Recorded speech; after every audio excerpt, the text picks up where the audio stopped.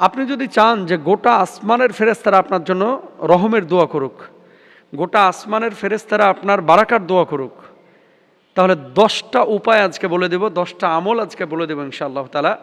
গোটা আসমানের কোটি কোটি ফেরেশতা যাদেরকে আল্লাহ তাআলা তৈরি করেছেন এবং তাদের কোনো মৃত্যু নাই, তারা জীবিত, যতদিন পর্যন্ত আল্লাহ রাব্বুল আলামিন তাদেরকে ধ্বংস না করবেন ততদিন পর্যন্ত তারা এভাবেই থাকবেন। এই গোটা ফেরেশতা আপনার রহমের জন্য আসমান থেকে দোয়া করতে থাকবে, এই লক্ষ লক্ষ কোটি কোটি ফেরেশতারা। একটু খেয়াল করেন ভাই, কারণ কি, দোয়া হচ্ছে আমাদের জন্য মূল সম্পদ, মূল অ্যাসেট। যদি এটা আমরা মানুষের কাছ থেকে নিতে পারি, ফেরেশতাদের থেকে নিতে পারি, তাহলে আল্লাহ সুবহানাহু ওয়া তাআলা আমাদের দুনিয়ার জিন্দেগি সুন্দর করবেন, আখিরাতের জিন্দেগি সুন্দর করবেন। তো 10টা উপায় একটা একটা করে আপনারা শুনেন এবং যারা পারেন নোট রাখবেন ইনশাআল্লাহ।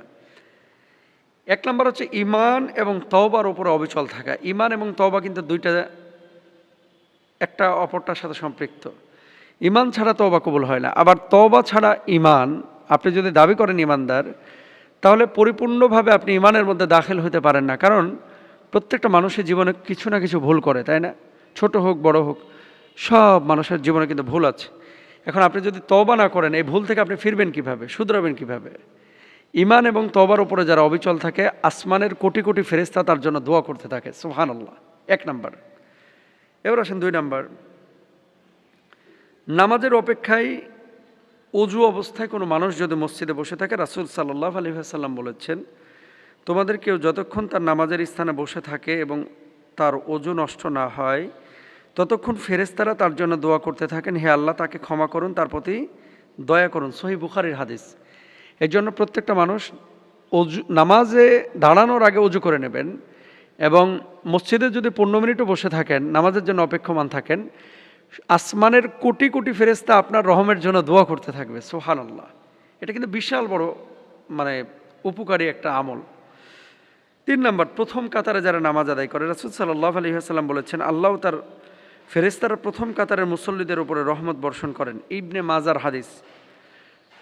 তো বাংলাদেশের আমাদের প্রত্যেকটা মানুষ দেখবেন, কেউ চায় না যে আমার সামনে আরেকজন আগায়া যাক, তার ক্যারিয়ারের ক্ষেত্রে সবাই কিন্তু খামচায় ধরে, পেছন থেকে টেনে ধরে। একটা জায়গায় আছে যেখানে মানুষ সামনে আগায় দেয়, সেটা হচ্ছে কাতার। আপনার ক্যারিয়ারে আপনি ভালো রেজাল্ট করেন, ভালো জায়গায় চাকরি করেন, ভালো ব্যবসা করেন, এগুলোতে কেউ আপনার এগোনোটা, সামনে যাওয়াটাকে সহ্য করতে পারে না, অনেকে অহংকারীরা, হিংসুকরা। কিন্তু একটা জায়গায় মানুষ আপনাকে ধাক্কায় সামনে দিতে যায়, সেটা হচ্ছে নামাজের কাতার, আর কোথাও সামনে দিতে চায় না। অথচ নবীজি বলছেন, সামনের কাতারে যারা দাঁড়ায়, আল্লাহর বিশেষ রহমে তারা পড়ে যায়, সুবহানাল্লাহ। ফেরেশতারা তাদের জন্য দোয়া করে। এরপরে 4 নাম্বার হচ্ছে, অসুস্থ কোনো মুসলিমকে দেখতে যদি যান, তাহলে আসমানের কোটি কোটি ফেরেশতা আপনার জন্য দোয়া করে, সুবহানাল্লাহ। আল্লাহ রাসূল বলেছেন, যে ব্যক্তি অসুস্থ মুসলিম ভাইকে দেখতে যায়, 70,000 ফেরেশতা তার জন্য দোয়া করতে থাকে। অর্থাৎ ঢাকা মেডিকেল আপনি দেখতে গিয়েছেন, আপনি আপনার কোনো কাজিনকে বাসায় অসুস্থ অবস্থায় দেখতে গিয়েছেন, আপনি বাড়ি থেকে নিয়ত করে বের হয়েছেন, প্রথম কদমটা ফেলার সঙ্গে সঙ্গেই 70,000 ফেরেশতা আপনার জন্য দোয়া করতে থাকে, সুবহানাল্লাহ। এরপরে 5 নাম্বার হচ্ছে, মুসলিম ভাইদের জন্য অগোচরে দোয়া করা। কোনো মুসলমান অন্য কোনো মুসলমান যখন তার অনুপস্থিত ভাইয়ের জন্য দোয়া করে, তখন একজন নিযুক্ত ফেরেশতা বলেন আমিন, এবং তোমার জন্য অনুরূপ হোক। একজন মুসলমানের জন্য আপনি দোয়া করছেন যে আল্লাহ তাকে বিপদ আপদ থেকে রক্ষা করেন, তাকে সুস্থ করেন, তাকে ঈমানের অবিচল থাকার তৌফিক দান করেন, এভাবে দোয়া করতেছেন, ফেরেশতারা আমিন বলতেছে আর বলতেছে আল্লাহ এই ব্যক্তির জন্য আপনি এই দোয়াও কবুল করেন, যিনি দোয়া করতেছেন তার জন্য এটা মকবুল করেন, সুবহানাল্লাহ। 6 নাম্বার, রোজাদার ব্যক্তিকে কেউ যখন ইফতার করায়, রাসূল সাল্লাল্লাহু আলাইহি ওয়াসাল্লাম বলেছেন, যে ব্যক্তি কোনো রোজাদার ব্যক্তিকে ইফতার করাবে, সে তার সমপরিমাণ সওয়াব পাবে, সুবহানাল্লাহ। 7 নাম্বার, ইলম শিক্ষা ও শিক্ষাদানে নিয়োজিত ব্যক্তি